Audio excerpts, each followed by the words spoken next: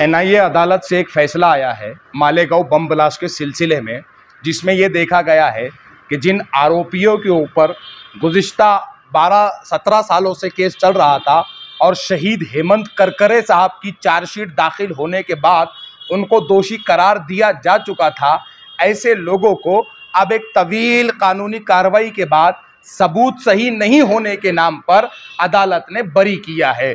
मैं यहाँ पर मीडिया के माध्यम से एक बात को जो हाईलाइट करना चाहूँगा वो ये है कि महाराष्ट्र भर के साथ में हिंदुस्तान को ये बताया जाए कि कोर्ट ने बरी किया है, बाइज्जत बरी नहीं किया है। यानी कि अभी ये केस दोबारा से खुलेगा, हाई कोर्ट भी जाएगा, सुप्रीम कोर्ट भी जाएगा। आज की मीटिंग का ये मकसद था कि कोशिश ये है कि जिस तरह अलग अलग कांड में अलग अलग दोषियों को बचाने के लिए महाराष्ट्र सरकार सुप्रीम कोर्ट का रुख करती है, तो इस मालेगांव के 6 पीड़ित परिवार को इंसाफ दिलाने के लिए कम से कम महाराष्ट्र सरकार हाई कोर्ट का रुख करे। आपको दूर भी जाने की जरूरत नहीं है। साथ ही साथ अगर आप देखेंगे तो जो मुंबई बम ब्लास्ट के सिलसिले में भी अभी एक फैसला आया है, तो विदिन 24 घंटे के अंदर जो है तो महाराष्ट्र सरकार सुप्रीम कोर्ट चले गई है।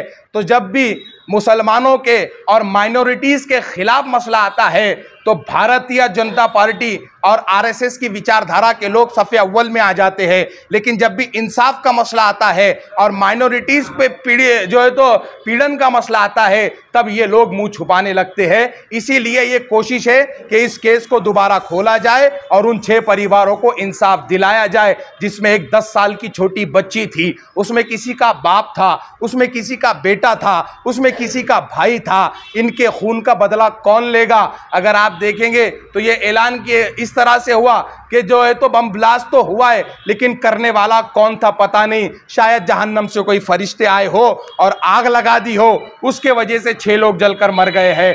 ऐसा नहीं होता है। अगर बम ब्लास्ट हुआ है तो उसके दोषी भी है और उनके दोषियों को सजा मिलनी चाहिए। आप महाराष्ट्र हुकूमत पर दबाव बनाने की बात कर रहे हैं, जबकि महाराष्ट्र हुकूमत इस फैसले का इस्तेमाल कर रही है और कह रही है कि जो भगवा आतंकवाद का आरोप लगा था वो सिद्ध हो गया है।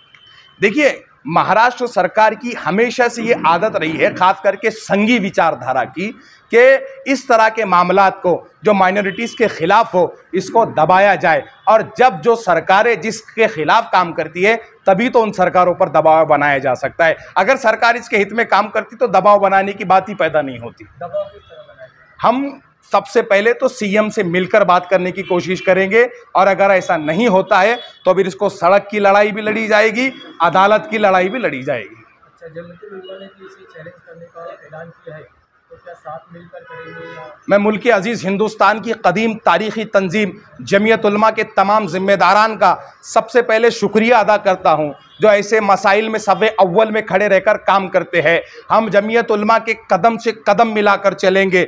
अगर जमीयत चाहेंगी हम उनके कंधे से पीछे चले तो हम पीछे चलेंगे, लेकिन मिल्लत के मसाइल में हम मिल्ली तंजीमों के साथ खड़े हुए हैं। वंचित बहुजन अघाड़ी के महाराष्ट्र के ज़िम्मेदारान जनाब तैयब जाफ़र साहब कुल जमाती तंजीम से मुलाकात के लिए मालेगांव तशरीफ़ लाए। डॉक्टर प्रकाश अंबेडकर साहब जो मज़लूमों की आवाज़ बनकर हिंदुस्तान में बेबाक तरीके से बोलते हैं और उस पर कानूनी लड़ाई लड़कर इंसाफ दिलाने की कोशिश करते हैं, उस तंजीम से, उस संगठन से आज ज़िम्मेदारान कुल जमाती तंजीम से मुलाकात करने के लिए तशरीफ़ लाए। मकसद ये था कि मालेगांव शहर में 2008 में बम ब्लास्ट हुआ, उस बम ब्लास्ट का फ़ैसला जो है अभी पिछले दिनों आया, जो फ़ैसला आया इंसाफ नहीं आया है। उस इंसाफ के दिलाने के लिए वंचित बहुजन अघाड़ी जो है हमारा साथ चाहती है, और ये हमारा हक भी है कि शहर मालेगांव इसमें सफ़े अव्वल से रहे, और ये हमारा ही हक था कि इसकी पहल हम करते, मगर वंचित बहुजन अघाड़ी के जनाब प्रकाश अंबेडकर साहब ने ये पहल की है, ये कदम उठाया है। हम इस कदम की मुकम्मल तायद हिमायत करते हैं और उम्मीद दिलाते हैं कि जहां जब कुल जमाती तंजीम का आपको साथ की ज़रूरत पड़ेगी, आपके साथ खड़े होने के लिए मुकम्मल तौर से तैयार है। कुल जमाती तंजीम के अलावा किसी सियासी या समाजी जमात ने हिमायत की है?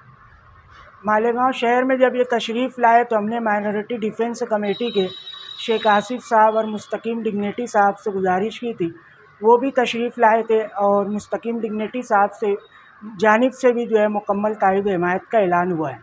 जमीयत उलमा मालेगांव और मकामी जो रुकन असम्बली हैं उनसे इस सिलसिले में कोई बात है?